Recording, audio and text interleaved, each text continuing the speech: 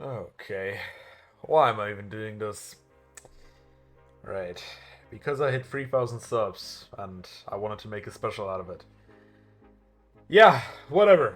In today's video I will be telling you guys a few secrets and little tricks pro players don't want you to know and why they are so good at the game and you're not. This video will probably help so many people to get better at this little game called Warface. Please take note that most of these tips will be useful in other games too, and not just Warface. I wouldn't consider myself a pro player, but I still racked up thousands and thousands upon hours in this game alone. I still would say I'm way above average though. You might have heard a few tips already, but I tried to think outside the box and give you guys some actual good tips. Well, without further ado, let me tell you the first tip. The right way to approach a corner. Well, bet you didn't know there's a right and a wrong way, huh? Have you ever wondered how an enemy could see you but you couldn't see him for some reason? Yeah? Then here's the explanation for it, and why he is 100% better than you. It might seem obvious, but it actually makes a difference in how you approach a corner. Let me explain it real quick. See this image? On the left side we can see two players, one red and a blue player. The blue player is peeking on a very narrow angle, since he is very close to the wall, unlike the red player, who is further away from the corner. By observing the picture and analyzing it to the fullest extent, or we just take a look at the red and the blue lines, we can see that the red player can see the other player much sooner because he has a further angle than the blue one. It might just be a few frames that the red player sees the blue one sooner, but knowing that the average human reaction time is 250 milliseconds, it's quite a lot actually. This tip alone gave me hundreds if not thousands of kills already. We can also see a camper on the right side of the picture, and it's not looking good for him. In conclusion, you should swing out further from a corner than your enemies, and don't ever hug a wall or corner. It's the biggest disadvantage you can give yourself. Speaking of swinging out, let's talk about my second tip. Swing or be swung, or in other words, the peeker's advantage. What does that mean now? Alright, for beginners, Warface is a fast-paced shooter game. We are hopefully all familiar with it. In almost every shooter game, including Warface, there is something we call the peeker's advantage. And in short, it just means whoever peeks first has a better chance at winning the gunfight. Why is that, you may ask? The short answer, the server and the speed of transferring data. And the long answer? Well, I guess there is no long answer. Let's take a look on how it works. The first reason why it could occur is the network lag. The player who's peeking first sees the other player slightly earlier due to how the game transmits information over the internet.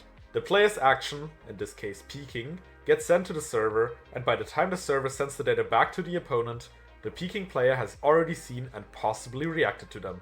Which brings me to the second point, being reaction time. The player who is peeking can prepare to shoot as soon as they see the opponent.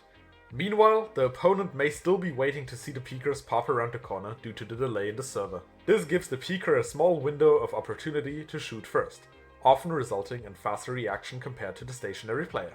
And no, I obviously didn't just copy and paste it from ChatGPT. Who do you think I am? Anyway, the main point I wanted to make here is that it's always better to peek first and not just hold an angle all the time.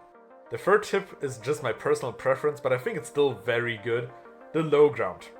Low ground is OP. You thought high ground is the way to go? Well, no, not in Warface, at least not for me. I don't know if I'm alone on this one, but I find it way easier playing from low ground positions and getting kills this way. Whenever I'm in a high ground position, I almost always seem to lose to players in a low ground position because they can see me, but I can see them. Honestly, I think it might just be a skill issue on my side.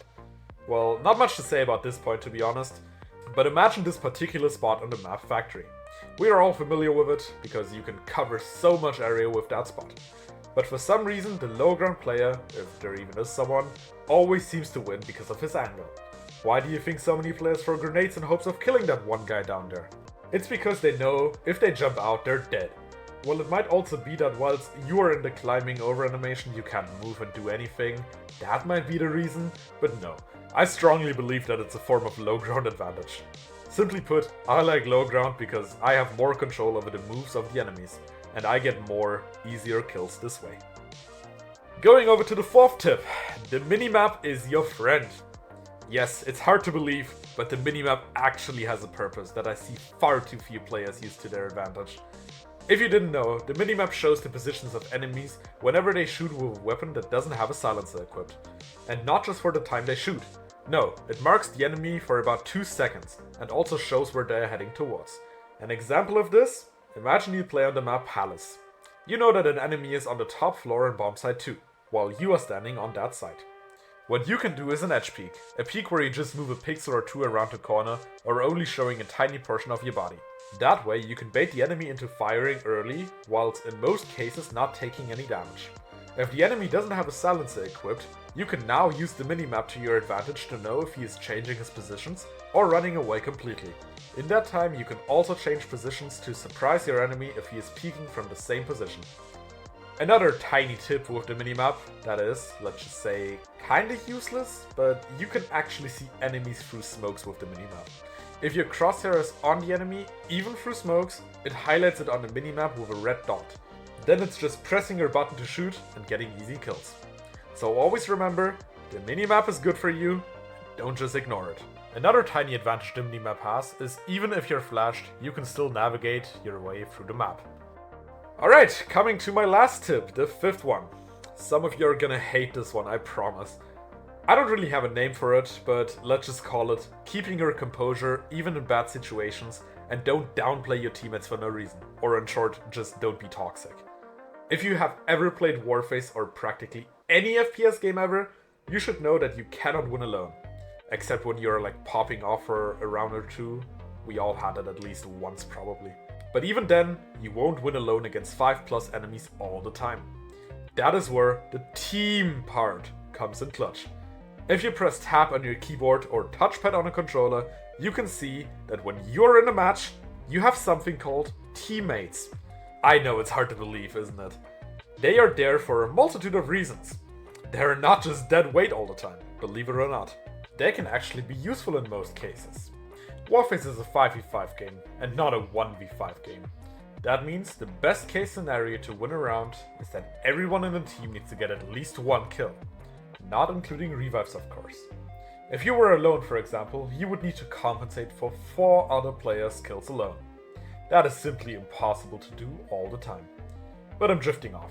What I actually wanted to say is that you should not think of yourself as a reincarnation of some unknown esports player and think that you can do everything you want and on top of that develop an ego that you constantly tell people they are worse than you. If you constantly tell your team that they suck, they might not want to participate in a match with you anymore because they think you're an asshole, which you obviously are. That leads to losing a valuable asset to win a game, just because your ego is too big. Now that technically you lost a player in your team, it's gonna be harder to win obviously. In the future, if you find the same player again and he remembers you, he might just not want to play. The other point, keeping your composure, just means that you should not get aggressive and hate on your enemies and or teammates after you die. That just helps improve your focus and awareness in the match, and you have a more consistent performance, because when you rage, your mind is somewhere else and not in the game. Well, that should be it for today. I really hope that these tips will actually help you improve at Warface for once. If they did, write a comment on what tip was the best one. Thank you guys so much again for 3,000 subs. I never could have thought that I would actually get so many subs when I first started out. If you enjoyed, leave a like and subscribe. I might even do a 4,000 sub special one day, if I would ever hit it. With that being said, have a great day, and I'll see you next time.